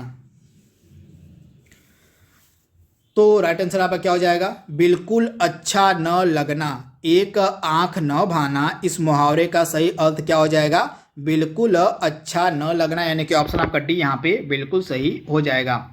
चौकड़ी भूल जाना, इस मुहावरे का सही अर्थ क्या हो जाएगा? चौकड़ी भूल जाना, इस मुहावरे का सही मीनिंग, सही अर्थ आपको बताना है। तो इसका राइट आंसर क्या हो जाएगा? राह न सूझना, यानी कि ऑप्शन आपका ए यहाँ पे बिल्कुल सही हो जाएगा। चौकड़ी भूल जाना, मुहावरे का सही अर्थ क्या होता है? कोई राह न सूझना है। तो ऑप्शन ए आपका बिल्कुल सही है। तो इस प्रकार से दोस्तों कुछ इंपॉर्टेंट, लगभग 50 इंपॉर्टेंट मुहावरों को हमने यहाँ पे कवर कर लिया एसएससी जीडी 2022 की परीक्षा के लिए। यह वीडियो आपको कैसा लगा? अपना सुझाव, अपनी प्रतिक्रिया हमें कमेंट बॉक्स में आप जरूर दीजिएगा। तो आज के लिए बस इतना ही। Thank you, thanks for watching, thank you. नमस्कार, एक बार फिर से आप सभी का बहुत बहुत स्वागत है परीक्षा वर्ल्ड के यूट्यूब चैनल में। दोस्तों एसएससी जीडी 2022 की परीक्षा के लिए लगातार जो हिंदी की क्लास में टॉपिक वाइज चला रहा हूँ, अभी तक हमने 3 या 4 इंपॉर्टेंट टॉपिक को हमने कवर कर लिया है। हमने पर्यायवाची शब्दों को कवर कर लिया है, वाक्यांश विलोम शब्दों को हमने कवर कर लिया है, लोकोक्तियों एवं मुहावरों को हमने कवर कर लिया है। आज हम कवर करने वाले हैं वाक्यांशों के लिए एक शब्द को। 2 पार्ट में यह वीडियो आप तक पहुँचाया जाएगा। पार्ट 1 में इसके हम थ्योरी क्लास को देखेंगे, यानी कि पहले पार्ट में हम जो भी इंपॉर्टेंट आपके वाक्यांशों के लिए एक शब्द हो सकते हैं उनको देखेंगे, तथा इसका जो पार्ट 2 होगा इससे रिलेटेड हम एमसीक्यूज को कवर करेंगे, जिससे आपका ये जो टॉपिक है पूरी तरह से समाप्त हो जाएगा। तो धैर्य के साथ वीडियो को लास्ट तक आप जरूर देखिएगा। मैं आपसे वादा करता हूं कि एसएससी जीडी की परीक्षा में अगर वाक्यांशों से रिलेटेड प्रश्न कोई भी पूछा जाएगा हिंदी के सेक्शन में, तो इस वीडियो से बाहर नहीं पूछा जाएगा। तो इस वीडियो का बिल्कुल ध्यान से लास्ट तक जरूर देखिएगा इत्मीनान के साथ। तो चलिए वीडियो को शुरू करते हैं।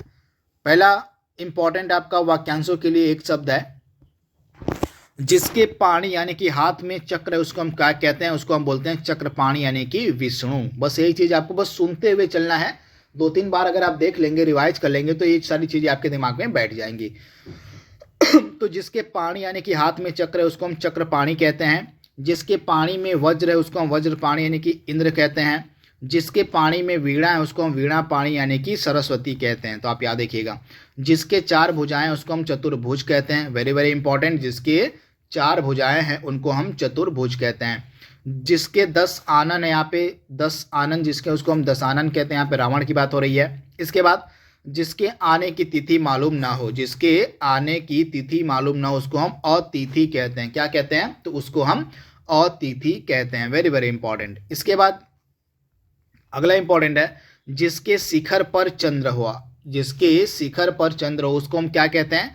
उसको हम चंद्रशेखर कहते हैं। आप याद रखिएगा, जिसके शिखर पर चंद्र हो उसको हम चंद्रशेखर कहते हैं। जिसके समान अद्वितीय कोई नहीं है, जिसके समान द्वितीय नहीं है उसको हम अद्वितीय, यानी कि जिसके समान कोई दूसरा न हो, उसके लिए हम एक शब्द का प्रयोग करते हैं अद्वितीय। Very very important. जिसके पार देखा जा सके, जिसके आर पार देखा जा सके उसको हम बोलते हैं पारदर्शक, और जिसके पार देखा न जा सके उसको हम बोलते हैं अपारदर्शक। यहाँ पे पास नहीं पार होगा, तो जिसके पार अगर हम नहीं देख सकते हैं उसको हम अपारदर्शक कहते हैं, और जिसके पार हम देख सकते हैं उसको हम पारदर्शक कहते हैं। जिसके हृदय में, जिसके ममता में हृदय नहीं है, ये उल्टा हो गया आपका। जिसके हृदय में ममता नहीं यहाँ पे होगा ना, तो पहले आपका हृदय होगा फिर आपकी ममता होगी। तो जिसके हृदय में ममता नहीं उसको हम क्या बोलते हैं? निर्मम। Very very important. जिसके हृदय में, जिसके दिल में ममता नहीं होती है उसको हम निर्मम कहते हैं कि वह व्यक्ति एकदम निर्मम है। तो आप इसे याद रखिएगा, निर्मम इसका राइट आंसर आएगा। निर्मम में क्या होता है कि जिसके हृदय में ममता नहीं होती है उसको हम निर्मम कहते हैं। जिसके हृदय में दया नहीं उसको हम निर्दय कहते हैं। आप याद रखिएगा, जिसके हृदय में दया नहीं है उसको हम क्या कहते हैं? जिसके हृदय में दया नहीं है उसको हम निर्दय के नाम से जानते हैं। Very very important. इसके बाद अगला क्या है? जानने की इच्छा के लिए जिज्ञासा शब्द का हम प्रयोग करते हैं। जानने की इच्छा के लिए हम जिज्ञासा शब्द का प्रयोग करते हैं। जिसकी ग्रीवा सुंदर हो, जिसकी ग्रीवा सुंदर, उसके लिए हम सुग्रीव का प्रयोग करते हैं। जो भू को धारण करता है, जो भू को धारण करता है उसको हम भूधर कहते हैं। जिसके दो पद हैं उसको हम द्विपद कहते हैं। आप याद रखिए, जिसके दो पद हैं उसको हम द्विपद कहते हैं। जो सर्वशक्ति संपन्न है उसको सर्वशक्तिमान कहा जाता है। जिसके चार पद होते हैं उसको हम चतुष्पद कहते हैं। जिसके चार पद होते हैं उसको हम चतुष्पद कहते हैं। जिसका कोई नाथ न हो उसको हम अनाथ कहते हैं। जिसका कोई नाथ न हो उसको क्या कहा जाता है? उसको अनाथ कहा जाता है। अगला क्या है? जिसका जन्म अग्र यानी कि पहले हुआ उसको हम अग्रज कहते हैं। यानी कि जिसका जन्म पहले हुआ हो उसको अग्रज कहा जाता है, और जिसका जन्म अनु यानी कि पीछे हुआ हो, बाद में हुआ हो, उसको हम अनुज कहते हैं। तो इसके बारे में आप याद रखिएगा, यानी कि जिसका जन्म पीछे हुआ उसको हम अनुज कहते हैं, और जिसका जन्म अग्र हुआ हो उसको हम अग्रज कहते हैं। अंडे से जन्म लेने वाला इसको अंडज कहा जाता है। जल में जन्मने वाला इसको जलज कहा जाता है। जिसका पति जीवित है इसको सधवा कहा जाता है। जिसका पति मर गया उसको विधवा कहा जाता है। और जिसका कोई शत्रु नहीं जन्मा उसको हम अजात शत्रु कहते हैं। जिसका कोई शत्रु नहीं जन्मा होए, जिसका कोई शत्रु नहीं है उसको हम क्या कहते हैं? अजात शत्रु कहते हैं। तो आप इसे याद रखिएगा। इस लाइन का आपका जो वाक्यांशों के लिए एक शब्द है काफ़ी इंपॉर्टेंट है। एक बार फिर से इसको आइए रिपीट कर देते हैं। जिसका जन्म पहले हुआ उसको हम अग्रज कहते हैं। जिसका जन्म पीछे हुआ उसको हम अनुज कहते हैं। अंडे से जन्म लेने वाले को अंडज कहते हैं। जल से जन्म लेने वाले को हम जलज कहते हैं। जिसका पति जीवित है उसको हम सधवा कहते हैं। जिसका पति मर गया उसको हम विधवा कहते हैं। और जिसका कोई शत्रु नहीं जन्मा है उसके लिए एक शब्द का प्रयोग होता है अजात शत्रु। तो इसके बारे में आप याद रखिएगा। अगला इंपॉर्टेंट है, जिसे ईश्वर या वेद में विश्वास नहीं होता उसको हम नास्तिक कहते हैं। जिसे ईश्वर या वेद में विश्वास होता है उसको हम आस्तिक कहते हैं। यानी कि जो ईश्वर या भगवान में विश्वास करता है उसको हम आस्तिक कहते हैं। जो ईश्वर या भगवान में विश्वास नहीं करता उसको हम नास्तिक कहते हैं। दो बार जन्म लेने वाले को हम द्विज कहते हैं। जिसका कोई शत्रु नहीं जन्मा उसको हम अजात शत्रु कहते हैं। जिसका कारण पृथ्वी है या जो पृथ्वी से संबंध उसको हम पार्थिव कहते हैं। जिसका निवारण नहीं किया जा सके उसको हम अनिवार्य कहते हैं। और साहित्य रचना या साहित्य सेवा से संबंध को हम साहित्यिक कहते हैं। यानी कि जिनका संबंध साहित्य रचना या साहित्य सेवा से है उसको हम साहित्यिक कहते हैं। तो इसके बारे में आप याद रखिएगा। और जिसका निवारण नहीं किया जा सकता उसको हम अनिवार्य कहते हैं। अगला इंपॉर्टेंट है, जिसकी उपमा न हो, जिसकी उपमा न हो उसके लिए अनुपम शब्द का प्रयोग होता है। अनुचित बात करने के लिए जो आग्रह कहता है उसको हम दुराग्रह कहते हैं। जो कहा न जा सके उसको अकथनीय कहते हैं। और जिसकी चिंता नहीं हो सकती, आप याद रखिएगा, जिसकी चिंता नहीं हो सकती उसके लिए अचिंतनीय शब्द का प्रयोग होता है। जो सब कुछ जानता है, वेरी वेरी इंपॉर्टेंट, जो सब कुछ जानता है उसको हम सर्वज्ञ कहते हैं। याद रखिएगा, जो सब कुछ जानता है उसको हम सर्वज्ञ कहते हैं। जो कम जानता है उसको हम अल्पज्ञ कहते हैं। और जो बहुत जानता है उसको हम बहुज्ञ कहते हैं। तो ये तीनों आप याद रखिएगा, इंपॉर्टेंट है। जो सब कुछ जानता है उसको हम सर्वज्ञ कहते हैं, जो कम जानता है उसको हम अल्पज्ञ कहते हैं, और जो बहुत जानता है उसको हम बहुज्ञ कहते हैं। तो इसके बारे में याद रखिएगा। अगला इंपॉर्टेंट है प्रवास करने वाला। विदेशों में जो चले जाते हैं अपना देश छोड़कर, उसको हम प्रवासी कहते हैं, यानी कि प्रवास करने वाले को हम प्रवासी कहते हैं। आप याद रखिएगा। जो अत्यंत कष्ट से निवारित किया जा सके उसको हम दुर्निवार कहते हैं। जो अत्यंत कष्ट से निवारित किया जा सके उसको हम दुर्निवार कहते हैं। जो स्त्री सूर्य भी न देख सके उसको हम असूर्यपस्या कहते हैं। आप याद रखिएगा। जो स्त्री सूर्य भी न देख सके उसके लिए एक शब्द का प्रयोग होता है असूर्यपस्या। तो इसके बारे में याद रखिएगा। जो वर्णन के बाहर, यानी कि जो बात वर्णन के बाहर, उसको हम वर्णातीत कहते हैं। आप याद देखिएगा। जो बात वर्णन के यानी कि अतीत के बाहर होती है उसको, उसके लिए एक शब्द का प्रयोग होता है वर्णनातीत। तो इसके बारे में याद रखिएगा। जो क्षमा पाने लायक है, आप बताइए कि जो क्षमा पाने लायक है उसके लिए किस शब्द का प्रयोग होगा? तो क्षम्य। याद रखिएगा, क्षम्य। जो कर्तव्य से च्युत हो गया उसके लिए हम कर्तव्यच्युत शब्द का प्रयोग करते हैं। जो युद्ध में स्थिर रहता है उसके लिए युधिष्ठिर शब्द का प्रयोग होता है।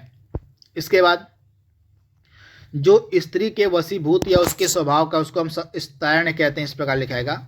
जो स्त्री के वशीभूत का है उसके लिए हम स्तैर्ण शब्द का प्रयोग करते हैं। अवश्य होने वाला, उसके लिए हम अवश्याम्भी शब्द का प्रयोग करते हैं। इंद्रियों को जीतने वाले के लिए हम जितेंद्रिय शब्द का प्रयोग करते हैं। जो बहुत बोलता है उसके लिए हम वाचाल शब्द का प्रयोग करते हैं। गिरा हुआ के लिए पतित शब्द का प्रयोग होता है। जो किसी की ओर से है, जो किसी की ओर से है उसके लिए हम प्रतिनिधि शब्द का प्रयोग करते हैं। जो सब में व्याप्त होता है उसके लिए हम सर्वव्यापी शब्द का इस्तेमाल करते हैं। तो इसके बारे में आप याद रखिएगा। दोस्तों एक चीज़ मैं आपको बता दूं, जो प्लेलिस्ट है हिंदी की वो अपडेट डेली बेसिस पर होती है। उस प्लेलिस्ट को आप फॉलो करते रहिएगा। उसमें सारे इंपॉर्टेंट जो टॉपिक मैंने पढ़ाए हुए हैं अभी तक, सारी चीज़ें आपको एक ही जगह पर मिल जाएंगी। तो हिंदी वाली प्लेलिस्ट आपको डेली बेसिस पे फॉलो करती रहनी है। अगला इंपॉर्टेंट है आपके सामने, शक्ति का उपासक या शक्ति से संबद्ध के लिए हम शाक्त शब्द का प्रयोग करते हैं।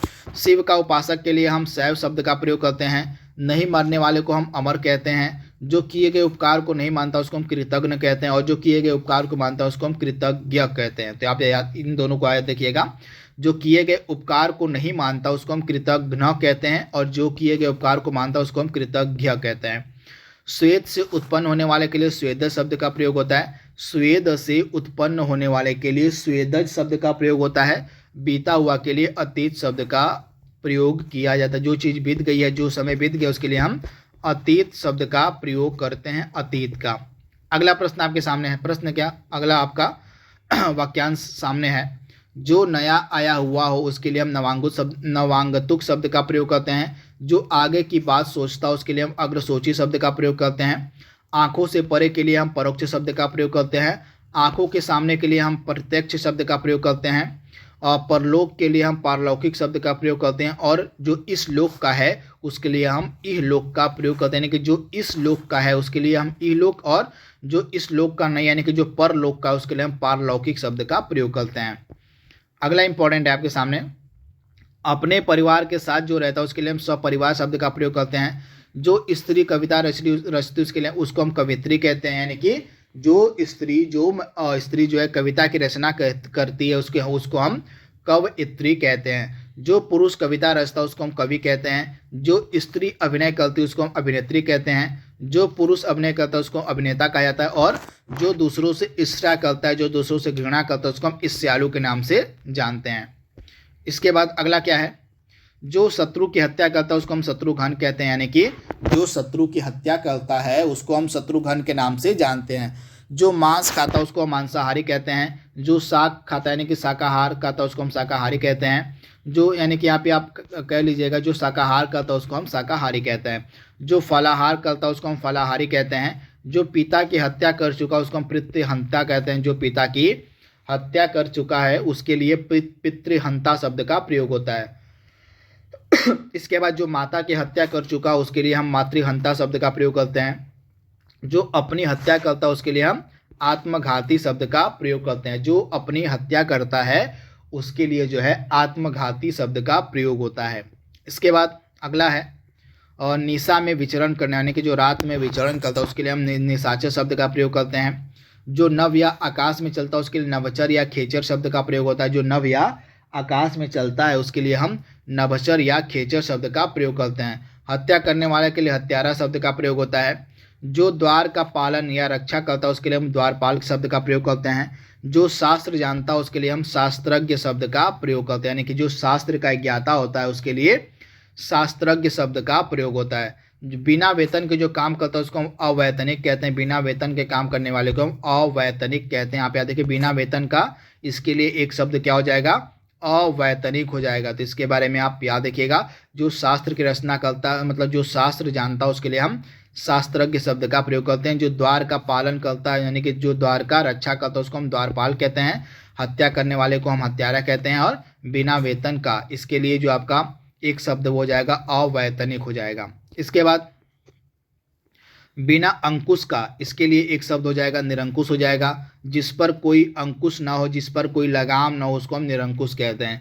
जो व्याकरण जानता है उसको हम वैयाकरण के नाम से जानते हैं। बिक्री करने वाले को विक्रेता कहा जाता है।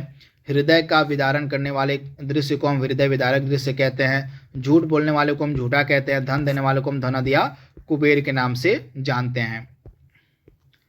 और इसके बाद किसी विषय को विशेष रूप से जानने वाले को हम विशेषज्ञ कहते हैं, कि जो व्यक्ति किसी विशेष विषय का ज्ञाता होता है उसको हम विशेषज्ञ के नाम से जानते हैं। आकाश या गगन चुंबने वाले को हम आकाशचुंबी या गगनचुंबी के नाम से जानते हैं। याद रखिएगा, आकाश या गगन चुंबने वाले के लिए जो एक शब्द है वो क्या प्रयोग में लाया जाएगा, आकाशचुंबी या गगनचुंबी। आलोचना करने वाले के लिए एक शब्द का प्रयोग होता है आलोचक। और जो विधि या कानून के विरुद्ध उसको हम अवैध या गैर कानूनी कहते हैं। जो स्थान जहाँ मुर्दे जलाए जाते हैं, जहाँ पर मुर्दे जलाए जाते हैं वहाँ पे किस शब्द का प्रयोग होगा, शमशान। आप याद रखिएगा। और जिसकी पत्नी साथ हो, वह पुरुष जिसकी पत्नी साथ हो उसको हम सपत्नीक के नाम से जानते हैं। सपत्नीक उसको कहा जाता है। तो इसके बारे में आप याद रखिएगा। इसके बाद अगला इंपॉर्टेंट है, वह स्त्री जिसे पति छोड़ दे। वह स्त्री जिसे पति छोड़ दे उसके लिए परित्यक्ता शब्द का प्रयोग होता है। जो लोक में संभव न हो उसको हम अलौकिक कहते हैं। जो देखा नहीं जा सकता उसके लिए अदृश्य या अलक्ष्य शब्द का प्रयोग होता है।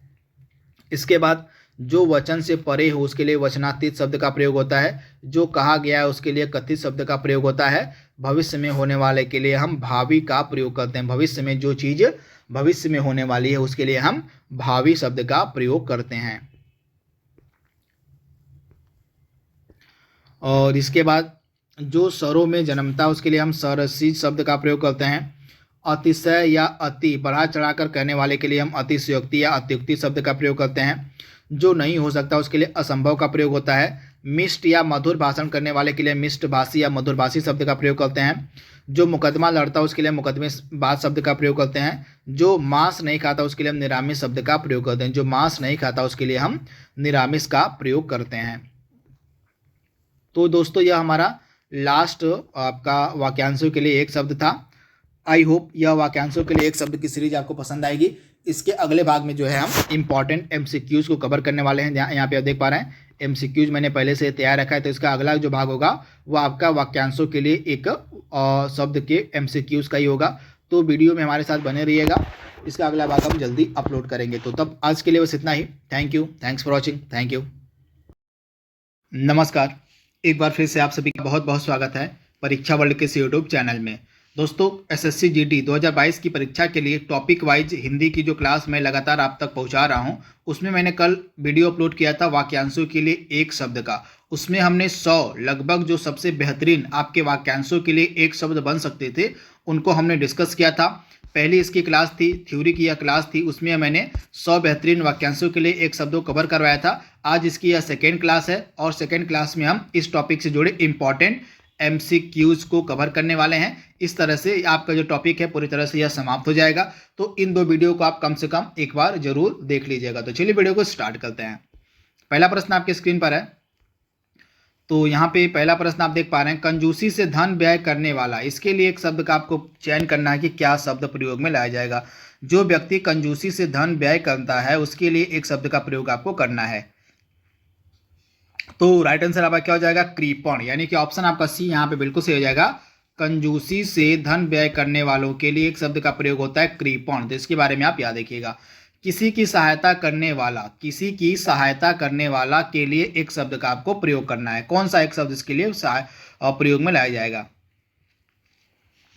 तो राइट आंसर क्या हो जाएगा आपका सहायक, यानी कि ऑप्शन आपका ए यहाँ पे बिल्कुल सही हो जाएगा। किसी की सहायता करने वाले के लिए जो एक शब्द है वह सहायक प्रयोग में लाया जाता है। तो ऑप्शन ए आपका बिल्कुल सही है। अगला प्रश्न आपके स्क्रीन पर है, पीढ़ी दर पीढ़ी चला आने वाला, जो सदियों से चला आ रहा है, एक पीढ़ी से दूसरी पीढ़ी तक चला आ रहा है, उसके लिए कौन सा एक शब्द प्रयोग में लाया जाएगा आपको बताना है।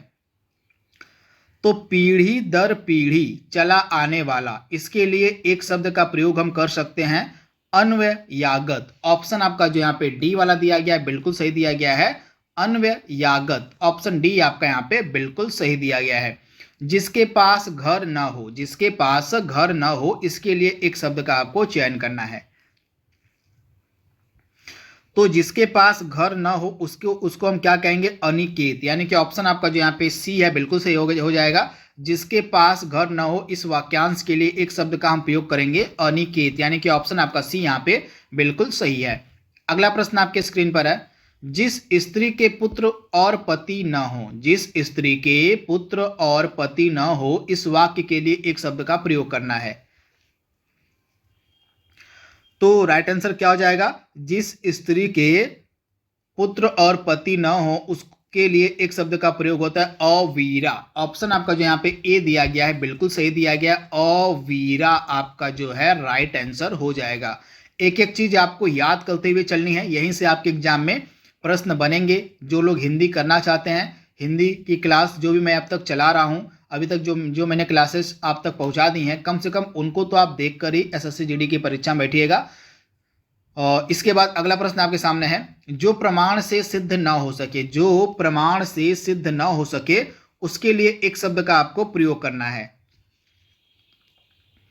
तो राइट आंसर क्या हो जाएगा, अप्रमेय, यानी कि ऑप्शन आपका बी यहां पे बिल्कुल सही हो जाएगा। जो प्रमाण से सिद्ध ना हो सके उसके लिए एक शब्द का क्या चयन किया जाएगा, अप्रमेय, यानी कि ऑप्शन आपका बी यहां पे बिल्कुल सही दिया गया है। अगला प्रश्न आपके स्क्रीन पर है, आदि से अंत तक के लिए, आदि से अंत तक के लिए एक शब्द का प्रयोग आपको करना है। आदि से अंत तक के लिए एक शब्द का आप चयन कीजिए कि कौन सा शब्द जो है प्रयोग में लाया जाएगा आदि से अंत तक के लिए। तो राइट आंसर क्या हो जाएगा आपका, आद्योपांत, यानी कि ऑप्शन जो आपका यहाँ पे बी दिया गया है बिल्कुल सही दिया गया है। आदि से अंत तक के लिए जो एक शब्द है वो प्रयोग में लाया जाता है आद्योपांत। यहाँ पे थोड़ा सा इसकी वर्तनी गलत लिखी गई है, इस प्रकार से लिखा था आद्योपांत, आप नोट डाउन कर लीजिएगा, आद्योपांत। तो इसको हम क्या कहते हैं, तो इसको जो है आद्योपांत के नाम से हम जानते हैं। तो इसके बारे में आप याद रखिएगा। जिसने इंद्रियों को जीत लिया हो, जिसने इंद्रियों को जीत लिया हो, वाक्यांश के लिए एक शब्द का चयन कीजिए। तो जिसने जो है इंद्रियों को जीत लिया हो उसको हम क्या कहेंगे, इंद्रजीत कहेंगे, यानी कि ऑप्शन आपका जो यहाँ पे ए है बिल्कुल सही हो जाएगा। उसको हम कहते हैं इंद्रजीत, यानी कि ऑप्शन जो आपका यहाँ पे दिया गया है ए वाला बिल्कुल सही दिया गया है। तो इसके बारे में आप याद रखिएगा। अगला प्रश्न आपके स्क्रीन पर है, अच्छे कुल में जन्म लेने वाला, जो व्यक्ति अच्छे कुल में जन्म लेता है उसके लिए एक शब्द का आपको चयन करना है। तो राइट आंसर क्या हो जाएगा, कुलीन। जो व्यक्ति अच्छे कुल में जन्म लेता है उसको हम कुलीन कहते हैं, यानी कि ऑप्शन आपका जो यहाँ पे दिया गया है बी वाला बिल्कुल सही हो जाएगा, कुलीन। जो धरती फोड़कर जन्मता हो, जो धरती फोड़कर जन्मता हो, वाक्य के लिए एक शब्द का चयन कीजिए। तो राइट आंसर क्या हो जाएगा, उद्भिज। ऑप्शन आपका जो यहाँ पे बी दिया गया है बिल्कुल सही दिया गया है। जो धरती फोड़कर जन्मता हो उसके लिए एक शब्द का प्रयोग क्या किया जाएगा, उद्भिज, यानी कि ऑप्शन बी आपका बिल्कुल सही है। अगला प्रश्न आपके स्क्रीन पर है, जिसके हृदय में ममता नहीं है, जिसके हृदय में ममता नहीं है, इस वाक्य के लिए एक शब्द का आपको प्रयोग करना है। जिसके हृदय में ममता नहीं है उसको हम क्या कहेंगे, निर्मम कहेंगे। क्या कहेंगे, निर्मम, यानी कि ऑप्शन जो आपका यहाँ पे दिया गया सी वाला बिल्कुल सही दिया गया है, निर्मम। रात में विचरण करने वाले प्राणी को क्या कहा जाता है, रात में विचरण करने वाले प्राणी को क्या कहा जाता है। राइट आंसर क्या हो जाएगा आपका, निशाचर। ऑप्शन आपका डी यहाँ पे बिल्कुल सही हो जाएगा। जो प्राणी जो है रात में विचरण करने वाले होते हैं उनको हम क्या कहते हैं? तो उसको हम निशाचर कहते हैं, यानी कि ऑप्शन डी आपका बिल्कुल सही है। अगला प्रश्न आपके सामने है, जंगल में लगने वाली आग, जंगल में लगने वाली आग के लिए एक शब्द का प्रयोग आपको करना है, क्या कहा जाता है? तो आप याद रखिएगा, जंगल में लगने वाली आग के लिए हम एक शब्द का प्रयोग करेंगे, दावानल, यानी कि ऑप्शन आपका यहाँ पे जो बी दिया गया है और बिल्कुल सही दिया गया है। जंगल में लगने वाली आग के लिए जो है दावानल शब्द का प्रयोग होता है। जो गोद लिया हुआ पुत्र, गोद लिया हुआ पुत्र के लिए सबसे उपयुक्त शब्द क्या होगा? तो गोद लिया हुआ पुत्र को हम क्या कहते हैं? दत्तक पुत्र, यानी कि ऑप्शन आपका बी यहाँ पे बिल्कुल सही हो जाएगा। गोद लिए हुए पुत्र को हम दत्तक पुत्र कहते हैं। बिना पलक झपकाए, बिना पलक झपकाए, इसके लिए एक शब्द का आपको चयन करना है, क्या कहा जाएगा? बिना पलक झपकाए के लिए एक शब्द का प्रयोग कीजिए आप। तो राइट आंसर आपका क्या हो जाएगा? निर्निमेष। ऑप्शन आपका जो यहाँ पे सी दिया गया है बिल्कुल सही दिया गया है, बिना पलक झपकाए। इसके लिए जो एक शब्द का प्रयोग होगा वो क्या होगा? निर्निमेष होगा, यानी कि ऑप्शन आपका सी यहाँ पे बिल्कुल सही हो जाएगा। भूमि के अंदर की जानकारी रखने वाले को क्या कहा जाता है? जो व्यक्ति भूमि के अंदर की जानकारी रखता है उसको हम क्या कहते हैं? तो राइट आंसर क्या हो जाएगा? भूमि के अंदर की जानकारी रखने वाले को क्या कहा जाता है? भूगर्भवेत्ता, यानी कि ऑप्शन आपका यहाँ पे ए जो है बिल्कुल सही हो जाएगा, भूगर्भवेत्ता कहा जाता है, यानी कि ऑप्शन ए आपका बिल्कुल सही है। अगला प्रश्न आपके सामने है, मोक्ष की कामना करने वाला, मोक्ष की कामना करने वाला वाक्यांश के लिए एक शब्द का आपको प्रयोग करना है। तो मोक्ष की कामना करने वाला वाक्यांश के लिए एक शब्द क्या हो जाएगा? मुमुक्षु, क्या हो जाएगा? मुमुक्षु, यानी कि ऑप्शन आपका सी यहाँ पे बिल्कुल सही हो जाएगा। जो सब कुछ जानता हो, जो सब कुछ जानता हो, इसके लिए उपयुक्त शब्द का आपको चयन करना है। जो सब कुछ जानता हो उसके लिए एक शब्द का प्रयोग क्या होगा? सर्वज्ञ, उसको हम कहेंगे सर्वज्ञ, यानी कि वह सब कुछ जानता है, यानी कि सर्वज्ञ उसको कहा जाएगा, यानी कि ऑप्शन आपका यहाँ पे जो डी वाला दिया गया है बिल्कुल सही दिया गया है। अगला प्रश्न आपके स्क्रीन पर है, 100 वर्षों का समूह, 100 वर्षों का समूह वाक्य के लिए सही विकल्प का चयन कीजिए आप। 100 वर्षों का समूह क्या कहलाता है? तो राइट आंसर क्या हो जाएगा? 100 वर्षों का समूह कहलाता है शताब्दी। ऑप्शन आपका ए यहाँ पे बिल्कुल सही हो जाएगा, शताब्दी। जिसे बुढ़ापा न आए, जिसे बुढ़ापा न आए वाक्यांश के लिए एक शब्द का आपको प्रयोग करना है। तो राइट आंसर आपका क्या हो जाएगा? अजर। जिसके पास बुढ़ापा ना हो, जो कभी बूढ़ा ना हो, उसको हम कहेंगे अजर, वो है व्यक्ति, यानी कि अजर आपका राइट आंसर हो जाएगा। ऑप्शन आपका सी यहाँ पे बिल्कुल सही दिया गया है। अगला प्रश्न आपके स्क्रीन पर है, जिसका शत्रु जन्मा ही ना हो, जिसका शत्रु जन्मा ही ना हो, इसके लिए कौन सा एक शब्द सही प्रयोग में लाया जाएगा? तो राइट आंसर क्या हो जाएगा? जिसका शत्रु जन्मा ही ना हो उसको हम बोलते हैं अजात शत्रु, यानी कि ऑप्शन आपका यहाँ पे जो सी दिया गया है बिल्कुल सही दिया गया है, अजात शत्रु आपका राइट आंसर हो जाएगा। अगला प्रश्न आपके स्क्रीन पर है, अपराध बोध से होने वाली ग्लानि, अपराध बोध से होने वाली ग्लानि वाक्यांश के लिए एक शब्द का आपको प्रयोग करना है। तो राइट आंसर क्या हो जाएगा आपका? आत्मग्लानि, यानी कि ऑप्शन आपका यहाँ पे सी जो है बिल्कुल सही हो जाएगा। अपराध बोध से जो हमें ग्लानि होती है उसको हम बोलते हैं आत्मग्लानि, यानी कि ऑप्शन आपका सी यहाँ पे बिल्कुल सही है। अगला प्रश्न आपके सामने दिया गया है, जिसकी भुजाएं घुटनों तक लंबी हों, जिसकी भुजाएं जो हैं घुटनों तक लंबी होती हैं, उसके लिए एक शब्द का प्रयोग आपको करना है। तो उसको हम क्या कहते हैं? आजानु बाहु, क्या कहते हैं उसको? आजानु बाहु, यानी कि ऑप्शन आपका जो यहाँ पे बी दिया गया है बिल्कुल सही दिया गया है। जो शीघ्र प्रसन्न हो जाए, जो शीघ्र प्रसन्न हो जाए उसे हम क्या कहेंगे? तो उसको हम बोलते हैं आशुतोष, यानी कि ऑप्शन आपका डी यहाँ पे बिल्कुल सही हो जाएगा, आशुतोष। अगला प्रश्न आपके सामने है, ऐसे ऐसे कवि को हम क्या कहेंगे जो तत्काल रचना करता है? ऐसा कवि जो तत्काल रचना करता हो उसके लिए एक शब्द का प्रयोग करना है। तो ऐसा कवि जो तत्काल रचना करता हो उसको हम क्या कहेंगे? आशु कवि। ऑप्शन आपका यहाँ पे जो दिया गया आशु कवि, यानी कि ऑप्शन आपका बी वाला यहाँ पे बिल्कुल सही हो जाएगा, आशु कवि। जिसका जन्म छोटी जाति यानी कि निचले वर्ण में हुआ हो उसके लिए एक शब्द का आपको चयन करना है।